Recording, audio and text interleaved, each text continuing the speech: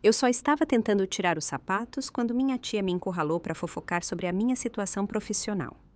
Horas depois, o noivo arrogante da minha prima deu um sorrisinho sarcástico, dizendo que eu não conseguiria passar nem pela segurança no emprego dos sonhos dele. Então, eu me levantei, peguei minha jaqueta e disse a ele: "Eu sou a CEO. Vejo você na segunda-feira. É aqui que a história realmente começa, e você não vai querer perder o que acontece. Certifique-se de estar inscrito para acompanhar até o fim. Estamos sempre curiosos. De onde vocês estão assistindo hoje? Contem pra gente nos comentários." O toque da campainha cortou o silêncio do meu carro, como o bisturi de um cirurgião. Não me mexi por um minuto inteiro. Fiquei apenas sentada na entrada da garagem, encarando a porta da frente alegre e exageradamente decorada da casa da minha tia Susana, em São Paulo. Todas as luzes estavam acesas, e eu conseguia ouvir o som abafado da música e os gritos agudos de risadas vindos lá de dentro. Era para ser uma celebração. Minha prima Camila tinha ficado noiva e aquele era o jantar oficial da família. Eu deveria estar feliz por estar ali. Em vez disso, sentia um cansaço tão profundo que parecia instalado nos meus ossos. Os últimos 3 meses tinham sido um borrão de salas de reunião, voos internacionais e cafeína suficiente para abastecer uma cidade pequena. Tínhamos acabado de finalizar a maior e mais complexa fusão da minha carreira e o conselho, em decisão unânime, me nomeou CEO da nova entidade formada, a Nexus Core Analytics. Eu tinha 41 anos, estava exausta e no auge absoluto da minha carreira, e não tinha contado a uma única pessoa da minha família. A verdade era que a transição tinha sido brutal. Era confidencial, de alto risco, e exigia um nível de foco que eu não precisava desde que lancei minha própria pequena empresa de dados, há mais de uma década. Eu vinha trabalhando 80 horas por semana, vivendo em hotéis e sobrevivendo de serviço de quarto. Perdi aniversários, deixei chamadas irem para a caixa postal. Enviei mensagens curtas de uma linha durante as reuniões. Falo logo, resolvendo uma transição importante no trabalho, muito ocupada, desculpa. Para mim, eram sacrifícios necessários. Para minha família, aparentemente eram sinais de alerta. Meu celular vibrou no banco do passageiro. Uma mensagem da tia Susana. "Você já chegou? Estou vendo um carro." Suspirei, desliguei o motor e peguei a garrafa de champanhe ridiculamente cara no banco do passageiro. Uma oferta de paz. Caminhei pelo caminho de entrada, os sons da festa ficando mais altos, e toquei a campainha. A porta se abriu de repente. Não era minha tia, mas minha prima Camila, celular na mão, já filmando. "Ela chegou! Amélia, você conseguiu vir! Achamos que você tivesse sumido do mapa." "Oi, Camila, parabéns", eu disse, tentando esboçar um sorriso enquanto entrava no calor caótico do hall de entrada. Tira os sapatos", ela cantarolou, apontando para uma pilha de calçados perto da porta. Eu ainda estava curvada, equilibrando-me em um pé só, enquanto tentava desamarrar o nó da minha bota, quando a tia Susana avançou sobre mim. Ela não me abraçou, não disse olá. Ela se inclinou, sua voz num sussurro conspiratório e piedoso que, de alguma forma, era mais alto que a música. "Amélia, querida", disse ela, os olhos correndo pelo corredor. "Tão bom que você pôde vir. Agora escuta. Talvez seja melhor não tocar no assunto da sua. Você sabe, situação profissional hoje à noite. Vai deixar os jovens deprimidos, afinal é uma festa." Eu congelei, com uma bota semi-fechada, as costas doendo pela postura. Lentamente, me erguendo. Minha situação profissional. Tia Susana deu tapinhas no meu braço, o rosto uma máscara de simpatia condescendente. "Não é nada para se envergonhar, querida. Essas demissões no setor de tecnologia são horríveis. Tenho certeza de que você vai se reerguer. Você é uma garota inteligente, talvez só tenha tentado voar alto demais." Encarei-a, a garrafa de champanhe de repente parecendo um peso de chumbo na minha mão. Eles achavam que eu tinha sido demitida. Minhas semanas de 80 horas, a fusão, o cargo de CEO. Eles interpretaram meu silêncio como a vergonha do fracasso. Achavam que eu estava desempregada. "Ah!", eu disse. Foi a única palavra que saiu. "Agora vamos", disse ela, praticamente me puxando pelo cotovelo. "Vá pegar uma bebida. Tente se divertir. A Camila está radiante com o anel novo dela." Eu apenas sorri. Foi um sorriso tenso, quebradiço, que não chegou aos meus olhos. Coloquei minhas botas cuidadosamente no tapete e me sentei na ponta do sofá da sala, como um fantasma na festa da minha própria família. A traição da suposição deles, tão rápida e completa, pareceu mais fria que o ar de novembro lá fora. Fiquei bebericando uma água com gás, observando a festa girar ao meu redor. A sala estava lotada. Camila, com 28 anos e perpetuamente conectada, comandava o ambiente perto da lareira, exibindo seu novo anel de diamante enquanto suas amigas filmavam suas reações. Ela era gerente de mídias sociais. Ou, como preferia dizer, estrategista de marca. E sua vida inteira era conteúdo curado. Seu noivo, Breno, estava ao seu lado, com o braço possessivo em volta da cintura dela. Ele tinha 29 anos, o cabelo cheio de gel e a postura excessivamente confiante de um homem que acabara de descobrir sua primeira ação vencedora na bolsa. Senti uma pontada familiar de isolamento. Aquela era a minha família, mas eu nunca tinha me encaixado direito. Meus pais faleceram quando eu estava na faculdade, deixando-me uma pequena herança que usei para pagar meus estudos e mais tarde fundar minha primeira empresa. Enquanto meus primos iam a jogos de futebol, eu estava escrevendo código. Enquanto eles se casavam e tinham filhos, eu estava garantindo capital de risco. Meu sucesso foi silencioso, construído em salas de servidores e diretorias, não postado no Instagram. Eles não entendiam meu mundo e claramente decidiram escrever sua própria narrativa para ele. Amélia, você está tão quieta aí, gritou tia Susana, fazendo um gesto grandioso. Venha falar com o Breno. Ele é da sua área. Senti uma dúzia de pares de olhos se voltarem para mim, todos, sem dúvida, já munidos com a história da pobre Amélia, a executiva de tecnologia fracassada. Estampei meu sorriso e caminhei até lá. Breno, certo? Parabéns pelo noivado, eu disse, estendendo a mão. Ele não apertou. Ele segurava uma cerveja e apenas a levantou em um brinde, seus olhos me escaneando de cima a baixo. Valeu, Amélia. Você é a prima da Camila, a da tecnologia, né? Algo assim, eu disse. Mercado difícil lá fora, disse ele, o tom transbordando falsa simpatia. Ouvi dizer que a bolha finalmente estourou para muitas daquelas empresas menores. Pode ser brutal. Concordei, minha voz neutra. O Breno está indo super bem, interrompeu Camila, alisando a lapela dele. Ele é analista de dados sênior na firma dele. Sênior. Isso é ótimo, Breno, eu disse. Eu estava genuinamente feliz por ele se fosse bom no que fazia. Uma maré alta levanta todos os barcos. Bom, não pretendo ficar lá por muito tempo, disse ele, estufando o peito. Estou mirando mais alto, muito mais alto. Ele se inclinou como se estivesse contando um segredo. Estou na fase final de entrevistas na Nexus Core Analytics. Meu sangue gelou. Nexus Core, a minha empresa.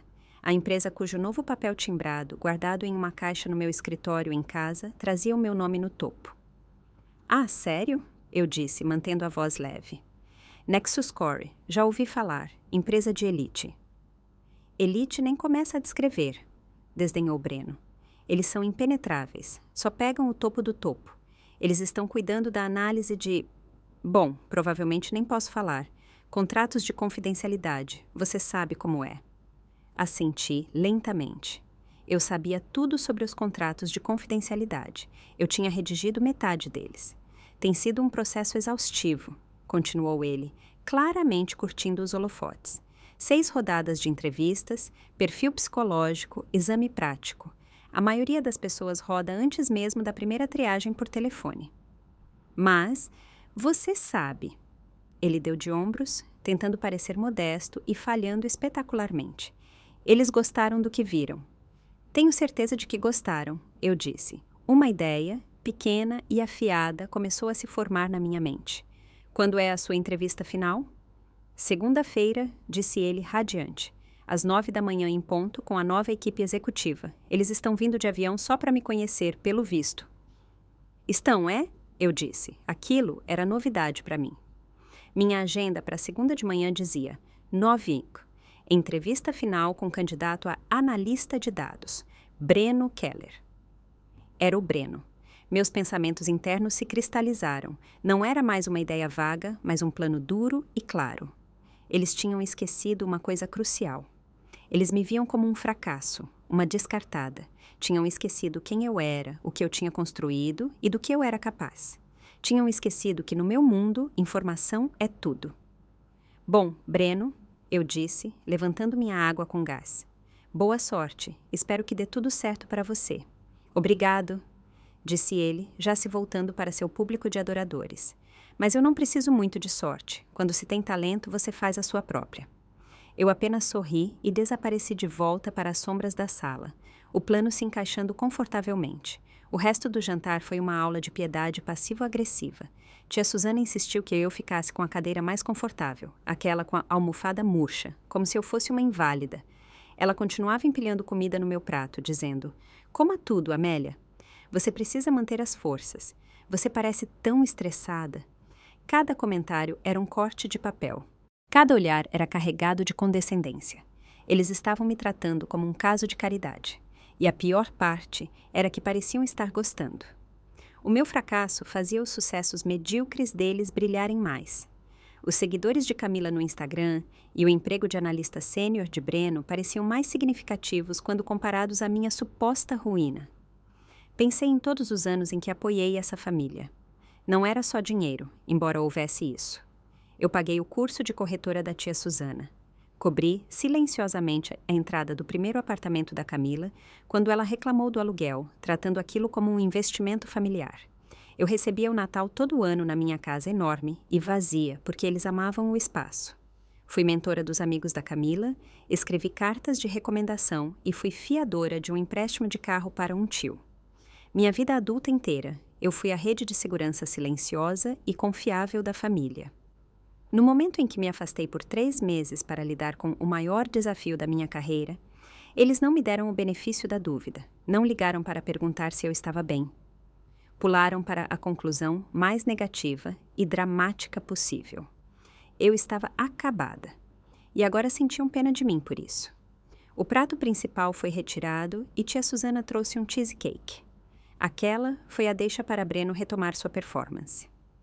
"Sabe, o real problema com a indústria de tecnologia", anunciou ele, batendo o garfo no prato, "é todo o peso morto. Pessoas que entraram cedo, deram sorte e depois ficaram só encostadas. A nova geração, a minha geração, é focada em disrupção. Somos ágeis, não esperamos esmolas." Ele olhou diretamente para mim. "O Breno tem tanta razão", derreteu-se Camila, pendurada no braço dele. "Ele trabalha tanto. Está sempre lendo aqueles livros de negócios. Ele me disse que a Nexus Core está planejando uma reestruturação enorme. Vão limpar toda a gerência antiga, todas as pessoas que não conseguem acompanhar." "É verdade", disse Breno, assentindo sabiamente. "O novo CEO, seja lá quem for, dizem que é um verdadeiro tubarão, vai demitir metade do pessoal legado da fusão. É por isso que me querem, precisam de sangue novo, pessoas que realmente entendam os novos paradigmas de dados." Dei uma pequena mordida no cheesecake. Tinha gosto de cinzas. Breno estava, é claro, completamente errado. A fusão era sobre integração, não eliminação. Estávamos expandindo nossas equipes. O CEO Tubarão, eu, estava finalizando um pacote de benefícios que era o mais generoso do setor, justamente para reter nosso pessoal legado, cuja experiência era inestimável.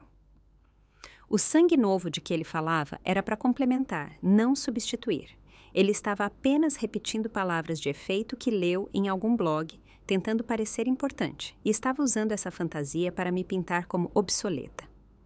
"Ele é tão brilhante", suspirou tia Susana, os olhos brilhando para o futuro sobrinho-neto.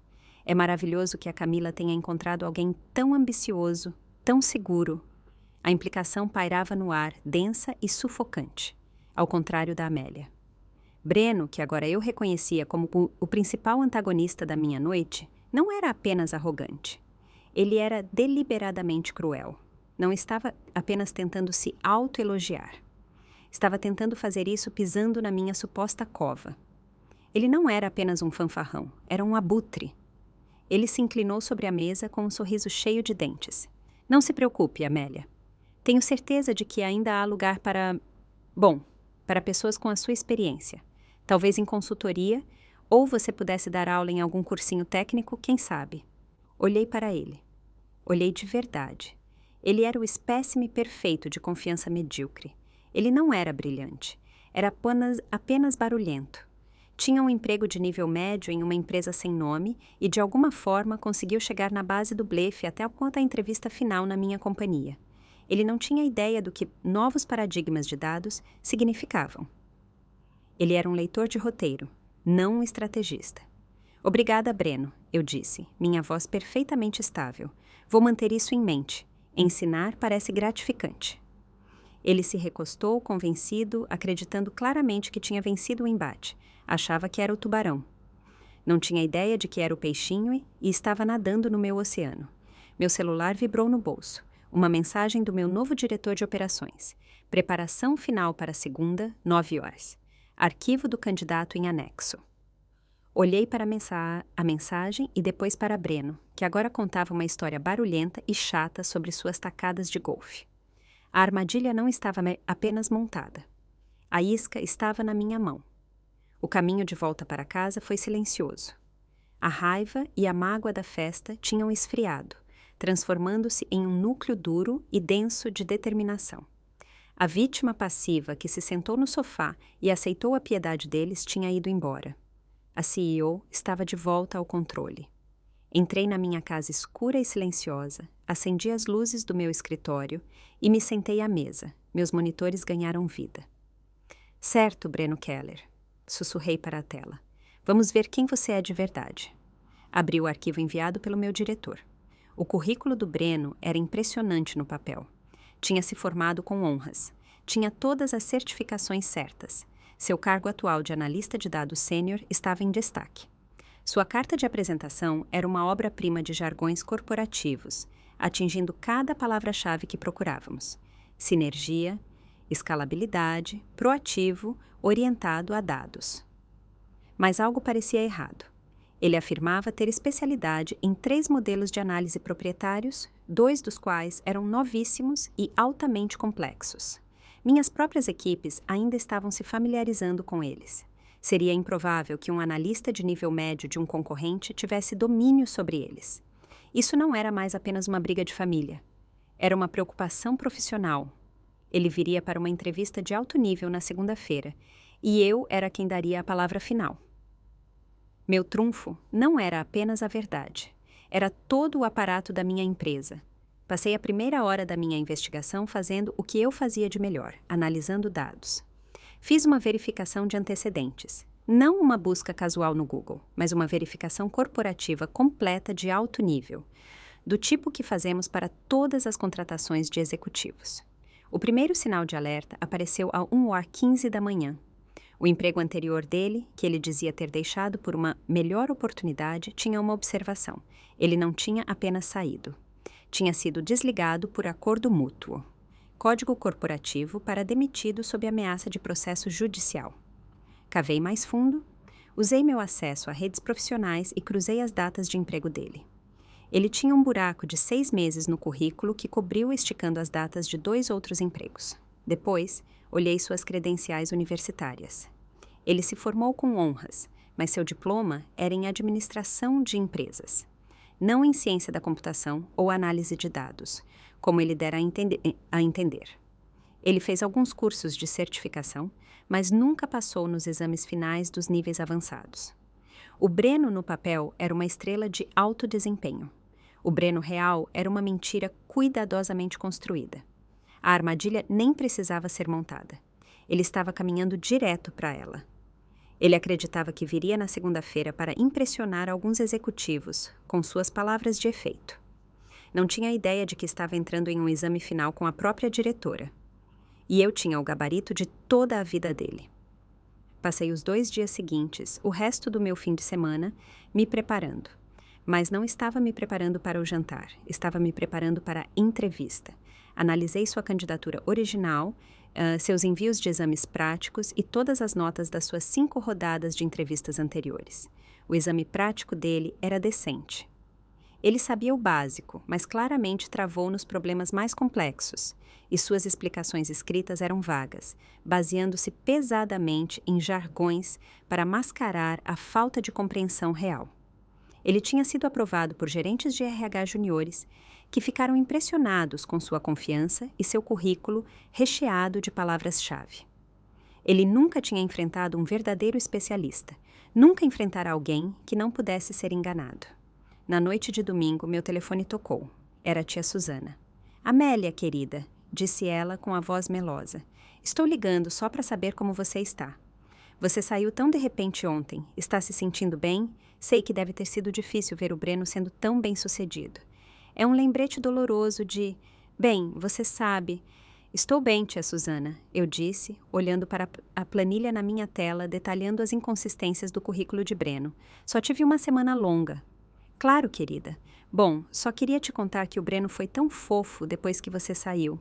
Ele disse que se o novo emprego na Nexus Core der certo, ele pode tentar mexer uns pauzinhos e conseguir uma entrevista para você, talvez para assistente administrativa, algo para você se segurar." Minha mão apertou o celular. "Assistente administrativa", repeti, com a voz monótona. "Sim, não é atencioso da parte dele? Ele é um homem tão bom. Ele realmente entende a importância de ajudar os menos afortunados. Ele disse que você não deve criar muitas esperanças, pois eles realmente não gostam de contratar pessoas que foram, você sabe, mandadas embora, mas ele vai tentar." A audácia era de tirar o fôlego. Ele não estava apenas mentindo no currículo. Estava usando sua fama fabricada para me humilhar e cimentar minha nova posição inferior na hierarquia familiar. "Muito atencioso da parte dele, tia Susana. Sabe, eu preciso desligar. Tenho um dia muito importante amanhã, muito o que preparar." "Ah, uma entrevista?" perguntou ela, a voz vibrando com a nova fofoca. "Pode-se dizer que sim", eu disse. "Uma reunião muito, muito importante às 9 da manhã. Falamos depois." Desliguei antes que ela pudesse responder. A mudança de vítima para estrategista estava completa. Isso não era mais drama familiar. Era integridade profissional.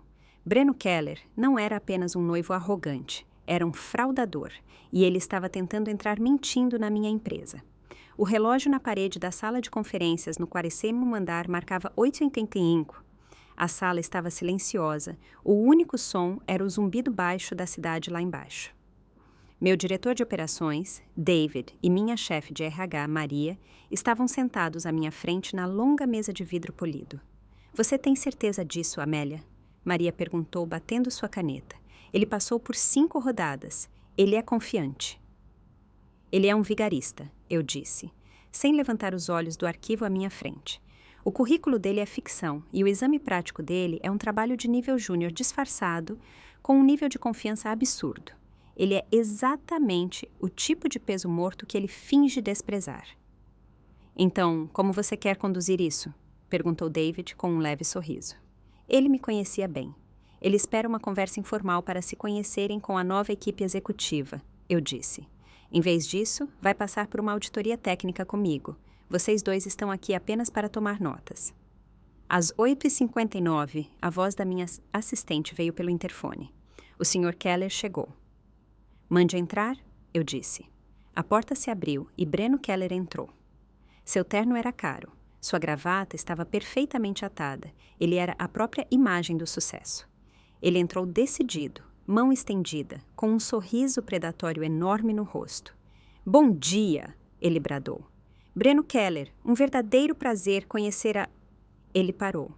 Seus olhos encontraram os meus. O sorriso dele não apenas sumiu, ele desabou. A cor sumiu do seu rosto tão rápido que por um momento me preocupei que ele pudesse desmaiar. Ele ficou parado no meio da sala, a mão ainda estendida de forma desajeitada.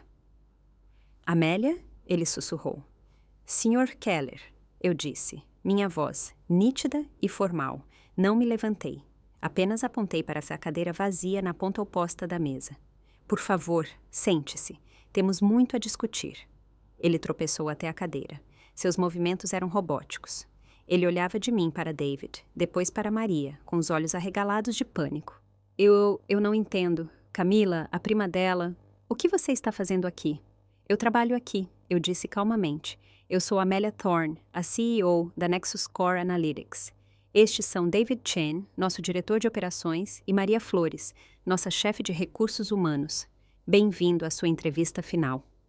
A boca de Breno abria e fechava silenciosamente. Ele parecia um peixe fora d'água. Vamos começar, eu disse, abrindo a pasta. Estive revisando seu currículo. É muito ambicioso. Você afirma ter domínio do modelo de análise Delta Prime. Como você sabe, nós desenvolvemos isso internamente. Não é público. Então, estou curiosa. Como você o aprendeu? Ele gaguejou, puxando o colarinho. Eu li os artigos técnicos. Eu aprendo rápido. Os artigos técnicos estão selados sob nosso contrato de confidencialidade de nível máximo. Eu disse, minha voz endurecendo. Eles não foram lançados, nem mesmo para nossos parceiros. Então, vou perguntar de novo. Como você o aprendeu? Era um modelo diferente. Parecido. Eu devo ter confundido os nomes. Ele conseguiu dizer com a voz falhando. Confundido os nomes? Repeti. Entendo. Vamos passar para o seu exame prático. Página 4. Sua solução para o problema de otimização logística. Você usou um algoritmo recursivo aqui. Empurrei o documento pela mesa. É uma escolha interessante, mas é altamente ineficiente. Derrubaria nossos servidores em menos de 1 minuto. Por que você o escolheu em vez de uma solução iterativa padrão? Ele encarou o papel como se estivesse escrito em uma língua estrangeira. Eu achei que era mais elegante, mais disruptivo. Não é disruptivo, Sr. Keller. É apenas errado, eu disse. É o tipo de resposta chamativa e incorreta que alguém dá quando não entende os fundamentos de escala de dados. Alguém que, digamos, tem um diploma em administração, não em ciência da computação. O último vestígio de cor sumiu do rosto dele. Como você... Agora vamos falar do seu empregador anterior. Continuei implacável. Transglobal Data. Você listou aqui que saiu por uma oportunidade melhor. Achamos estranho que você tenha deixado um cargo de analista sênior para tirar um sabático de 6 meses antes de encontrar seu próximo emprego. Um sabático que você convenientemente esqueceu de colocar no currículo. Eu estava viajando, ele gritou com a voz aguda. Eu estava me encontrando. De acordo com nossa verificação de antecedentes, eu disse, baixando o tom da voz. Você estava se encontrando em uma série de mediações legais depois que seu empregador descobriu que você tinha falsificado suas credenciais para conseguir o emprego. Você foi demitido, Sr. Keller, e assinou um acordo para nunca discutir o assunto em troca de eles não apresentarem queixa. Breno se levantou num salto. Você não pode provar isso. Isso é assédio. Isso não é uma entrevista. É uma entrevista, eu disse, minha voz fria como gelo. E você falhou. Você é um fraudador, Sr. Keller. Você mentiu sobre sua educação. Mentiu sobre seu histórico de trabalho. Mentiu sobre sua especialidade. Você não é sangue novo. Você é um risco. E você tem a audácia desmedida de tentar entrar mentindo na minha empresa. Ele ficou ali tremendo, sua fachada completamente estilhaçada. O homem arrogante e convencido da festa tinha ido embora, substituído por um garoto aterrorizado e acuado. Saia, eu disse, com voz baixa, mas definitiva. Amélia, por favor, ele sussurrou, os olhos suplicando. A Camila, o casamento, esse emprego, por favor. A entrevista acabou, eu disse. Maria vai validar seu estacionamento. Não coloque esta empresa no seu currículo. Não entre em contato com ninguém aqui novamente. Se o fizer, nossa equipe jurídica entrará em contato sobre os documentos fraudulentos que você enviou. Saia. Ele não disse mais uma palavra. Pegou sua maleta e praticamente correu para fora da sala. A porta se fechou. David deu um assobio longo e baixo. Bom, disse ele, acho que isso é um não para a contratação. Eu me recostei na cadeira, a tensão finalmente deixando meus ombros. Maria, por favor, sinalize o arquivo dele no sistema. Coloque-o na lista negra. Quero um alerta se ele se candidatar a qualquer uma de nossas subsidiárias. Feito, disse ela, já digitando. Amélia, isso foi intenso. Ele mereceu, eu disse, mas, ao olhar para a cadeira vazia onde ele estivera, não me senti triunfante. Eu me sentia apenas cansada e sabia que a pior parte ainda não tinha acabado. Agora eu tinha que lidar com a minha família. A repercussão foi imediata. Quando cheguei em casa naquela noite, meu telefone tinha 17 chamadas perdidas. 15 da Camila, 2 da tia Susana. Uma muralha de mensagens de texto inundou minha tela de bloqueio. Camila: o que você fez? Camila: o Breno chegou em casa agora. Ele está um lixo. Camila: ele disse que você o humilhou. Você armou para ele. Camila: você é uma pessoa horrível. Camila: como você pôde ser tão invejosa? Você foi demitida e resolveu arruinar a vida dele. Tia Susana: Amélia, isso é inaceitável. Você deve um pedido de desculpas àquele rapaz. Camila: ele disse que você usou seus contatos antigos para sabotá-lo. Você é doente, doente. Silenciei meu telefone e o coloquei no balcão da cozinha. Fiz uma xícara de chá e me sentei no silêncio da minha sala, observando as luzes da cidade de São Paulo começarem a brilhar. As acusações de inveja eram as mais previsíveis. Nas cabeças deles, era a única narrativa que fazia sentido. A pobre e fracassada Amélia não suportou ver outra pessoa ter sucesso. Então o atacou. Meu celular pessoal começou a tocar de novo. Desta vez atendi. O que você quer, Camila? Perguntei. Você... Ela estava soluçando. Um choro histérico. Você arruinou tudo. O Breno perdeu o emprego. Aquele era o nosso futuro. Ele disse que você contou mentiras sobre ele. Você é um monstro. Camila, me escute com muita atenção. Eu disse, com voz calma e baixa. Eu não contei nenhuma mentira. Eu apenas fiz perguntas sobre as mentiras que ele contou. Ele é uma fraude, Camila. O currículo dele é falso. Ele foi demitido do último emprego pelo mesmo motivo. Mentira! Gritou ela. Ele me contou tudo. Disse que você estava com inveja. Disse que você é só uma administrativa amargurada e acabada que foi demitida e não suporta ver ele vencer. Ele disse que você provavelmente não conseguiria passar nem pela segurança daquela empresa. A frase me atingiu como um tapa. Ele tinha dobrado a aposta. Pegou sua própria humilhação e a distorceu, alimentando exatamente a narrativa de pobre Amélia de volta para a minha família. Ele estava desesperado e contava com o fato de eles acreditarem nele em vez de em mim. Ele disse isso, é? Eu perguntei. Sim, e eu acredito nele. Você sempre teve inveja de mim, da minha vida. Você tem sua casa grande e vazia e você não é nada. E eu tenho o Breno, eu tenho amor. Aquele era o segundo confronto, o que eu vinha temendo. Aquele onde a lógica e a verdade não tinham lugar. Camila não estava apenas defendendo seu noivo. Estava defendendo toda a sua vida cuidadosamente curada. O sucesso dele era o sucesso dela. Camila, vou te falar a verdade e não me importa se você acredita ou não. Eu disse, minha paciência esgotada. Eu não sabotei a entrevista dele, eu a conduzi. Eu sou a CEO da Nexus Core Analytics. É a minha empresa. O Breno não apenas não conseguiu o emprego, ele foi um fraudador de nível de lista negra. Ele é um vigarista e você está noiva dele. Houve um silêncio de morte do outro lado da linha. O soluço parou. O quê? Sussurrou ela. Eu sou a CEO. A nova equipe executiva que ele estava tão animado para conhecer era eu. O tubarão se limpando a casa? Eu. Ele entrou na minha sala de reuniões e desmoronou porque toda a vida profissional dele é um castelo de cartas. Você está mentindo, disse ela. Mas a convicção tinha sumido. Sua voz estava pequena. Você foi demitida. A tia Susana presumiu isso. Corrigi. Todos vocês presumiram. Vocês viram meu silêncio como fracasso porque não conseguem imaginar um mundo onde uma mulher, especialmente uma da própria família de vocês, pudesse estar tão ocupada, tão focada ou ser tão bem-sucedida. Todos preferiram a história onde eu era uma vítima porque isso fazia vocês se sentirem melhor com vocês mesmos. Deixei as palavras pairarem no ar. Não era mais apenas sobre o Breno, era sobre todos eles. Eu tenho as provas, Camila.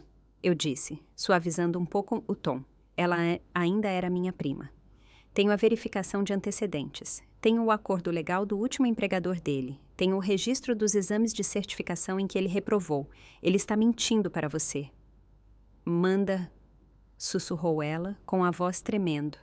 Se for verdade, manda para mim agora. Eu vou mandar, eu disse. Mas Camila, o que você vai fazer com isso é problema seu. Só saiba que é esse o homem que ele é. Desliguei. Voltei para o meu escritório, reuni as partes não confidenciais da verificação de antecedentes, o buraco no emprego, o registro público do diploma versus as alegações dele, a falta de certificações, e empacotei tudo em um único arquivo protegido por senha. Enviei para o e-mail dela com uma mensagem simples. A verdade. Sinto muito. Eu não sabia se ela acreditaria.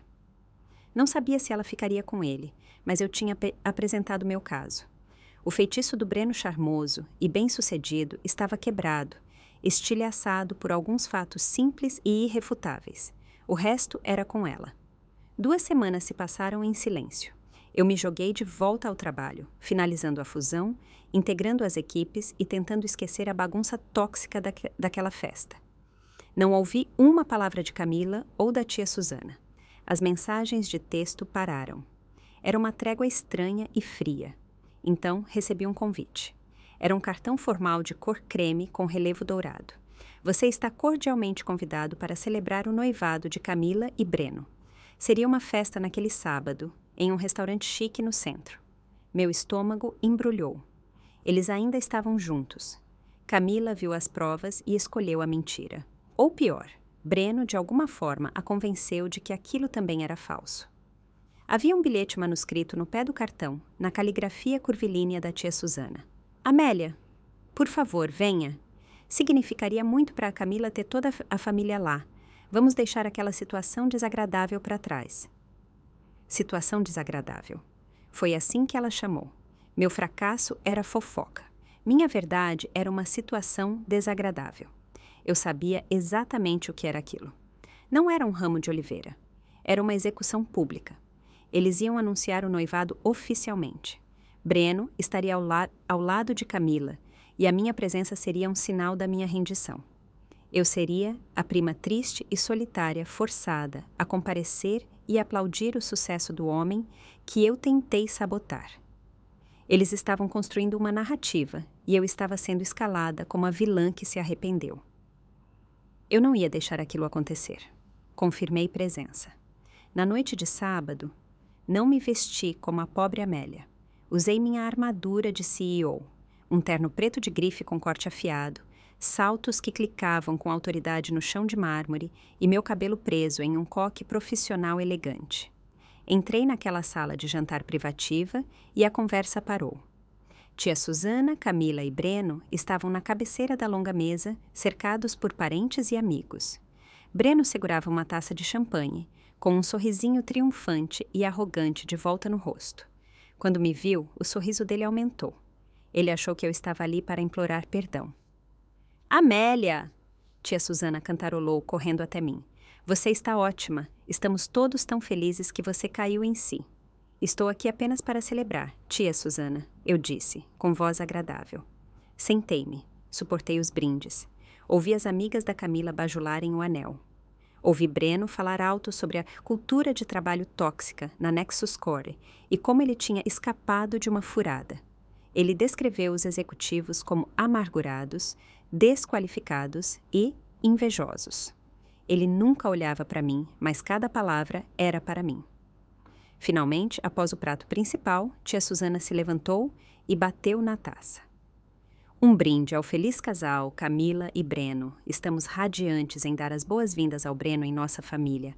Um homem de tanta integridade, tanta ambição e tanto sucesso. Temos muita sorte de conhecê-lo. Todos aplaudiram. Breno se levantou, beijou Camila e ergueu sua taça. Obrigado, Susana, e obrigado a todos. Significa muito ter o apoio de vocês, especialmente após os desafios das últimas semanas. Como muitos sabem, fui alvo recentemente de uma pessoa muito invejosa e instável, alguém que não suportava me ver vencer. Mas a verdade e o talento sempre ganham. E fico feliz em anunciar que acabei de aceitar um cargo de diretor sênior no Omni Group, um verdadeiro líder no espaço tecnológico. Meu futuro, o nosso futuro, nunca foi tão brilhante. Ele olhou diretamente para mim, os olhos cheios de malícia. Aquele era o cheque-mate dele. Ele tinha um novo cargo ainda maior. Ele tinha a minha família. Eu estava, na cabeça dele, totalmente derrotada. Eu me levantei. A sala ficou em silêncio. Peguei meu copo de água. Eu gostaria de fazer um brinde também, eu disse. O sorriso do Breno vacilou. Camila parecia aterrorizada. Eu gostaria de brindar a verdade, eu disse, minha voz ecoando na sala silenciosa.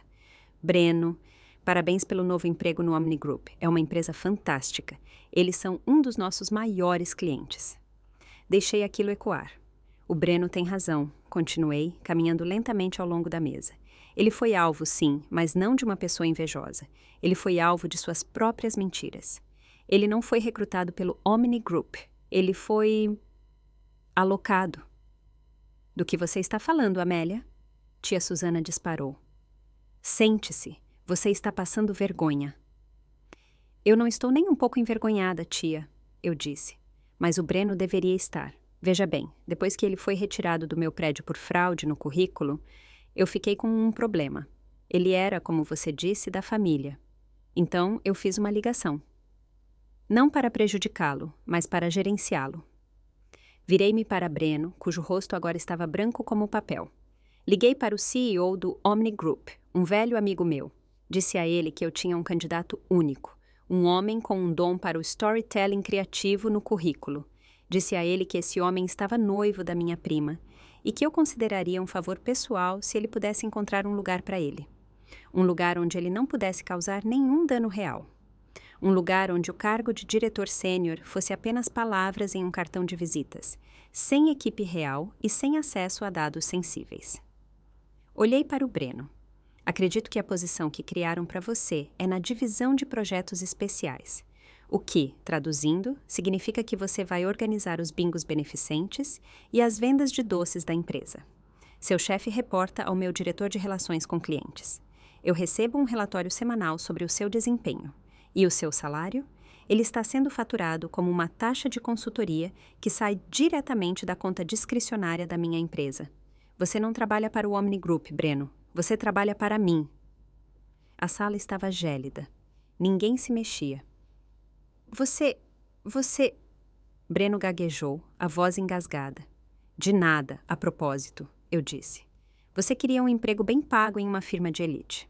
Você conseguiu. O único detalhe é que você realmente tem que estar lá todo dia das 9 às 18 horas. E se você algum dia mesmo, mentir em um documento novamente, ou se for qualquer coisa menos que perfeitamente educado com a minha prima, esse emprego e o belo salário que eu arranjei vão desaparecer. Sua carreira não estará apenas acabada, ela será legalmente e permanentemente desmantelada. Virei-me para Camila. O rosto dela era uma máscara de choque, lágrimas escorrendo silenciosamente pelas bochechas. Ela não estava olhando para mim. Estava encarando Breno, vendo-o pela primeira vez. Ela, lenta e deliberadamente, tirou o anel de diamante do dedo. Não o jogou. Colocou-o com muita delicadeza na mesa, na frente dele. Acabou, Breno, sussurrou ela. Depois olhou para mim, os olhos cheios de uma mistura devastadora de vergonha e gratidão. Coloquei meu copo de água na mesa. Minhas desculpas ao restante de vocês pela situação desagradável, eu disse, ecoando as palavras da minha tia. Por favor, aproveitem a sobremesa. Peguei minha jaqueta na cadeira. Enquanto eu saía da sala, o silêncio era absoluto, quebrado apenas pelo som dos meus saltos clicando no chão. No dia seguinte à festa, Camila apareceu na minha porta. Estava sozinha, usando óculos escuros apesar do céu nublado, e carregando uma pequena mala de mão. Eu posso ficar aqui? Perguntou ela, com a voz rouca de tanto chorar. Eu não consigo ficar no meu apartamento, ele está lá fazendo as malas. Eu não tenho para onde ir. Não disse nada. Apenas me afastei e segurei a porta aberta para ela. Nos 2 primeiros dias, ela mal falou. Dormiu no quarto de hóspedes, bebeu o chá que eu fiz e ficou olhando pela janela. No 3º dia, cheguei do trabalho e a encontrei na cozinha tentando fazer um macarrão. Sinto muito, Amélia, sussurrou ela, sem se virar. Eu fui horrível. Eu queria acreditar nele. Queria a vida perfeita que ele prometeu. Eu sei, eu disse, encostando-me no balcão. Ele admitiu tudo, disse ela, a voz falhando. Depois que você saiu, ele admitiu tudo. O currículo falso, a demissão, tudo. Ele nem estava arrependido. Ele só estava com raiva porque você o pegou. Raiva porque você tinha poder. Ela finalmente se virou para me olhar com o rosto inchado. A tia Susana está furiosa com você a propósito. Ela diz que você humilhou a família. Eu sei, eu disse novamente, com um pequeno e cansado sorriso no rosto. Ela me mandou um textão de 7 parágrafos. Eu disse para ela te deixar em paz, disse Camila, limpando os olhos. Eu falei para ela. Falei que você foi a única que realmente disse a verdade. A única que realmente me protegeu, mesmo depois de eu ter sido tão horrível. Somos família, Camila, eu disse. É complicado. Não, disse ela, balançando a cabeça. Não é. Você foi boa para mim e eu fui estúpida. Você consegue algum dia me perdoar? Eu já perdoei, eu disse, e eu falava sério. Vendo-a ali, despojada de seus filtros do Instagram e de sua vida curada, ela parecia apenas minha priminha de novo. Camila ficou comigo por 3 semanas. Nós conversamos. Conversamos de verdade pela primeira vez em anos. Contei a ela sobre a fusão, o estresse, a pressão. Ela me contou sobre suas inseguranças, o medo de não estar à altura e a pressão que sentia para ter uma vida perfeita. Quanto ao Breno, ele apareceu no Omni Group na segunda-feira seguinte. Meu amigo, o CEO, me disse que ele era um funcionário modelo. Ele era quieto. Fazia o seu trabalho, que era, de fato, organizar campanhas de caridade. E saía às 17h em ponto. Ele era um homem quebrado, mas um homem bem pago. Estava preso na gaiola dourada que eu tinha construído para ele. Foi uma justiça silenciosa e adequada. Tia Susana eventualmente parou de mandar mensagens furiosas. A humilhação foi completa. A narrativa familiar tinha sido irrevogavelmente estilhaçada e reconstruída com um novo e indesejado personagem no topo. Eu não era mais a pobre Amélia. Eu era a Amélia, a CEO, e eles estavam, sinceramente, com um pouco de medo de mim, o que decidi que era uma melhora significativa. A resolução não foi barulhenta. Foi a cura lenta e constante de um relacionamento e o necessário estabelecimento de limites firmes em outros. Camila, com suas habilidades profissionais de mídia social, acabou aceitando um novo emprego no meu departamento de marketing. Ela era boa nisso, era sagaz e, pela primeira vez, estava canalizando seu talento para algo real. As reuniões de família ficaram diferentes agora. Eram menores, mais silenciosas, mais honestas. Eu tinha encontrado minha paz, não na validação deles, mas na minha própria e inabalável verdade. Eu tinha minha empresa, tinha meu autorrespeito e, surpreendentemente, tinha recuperado um pequeno e importante pedaço da minha família.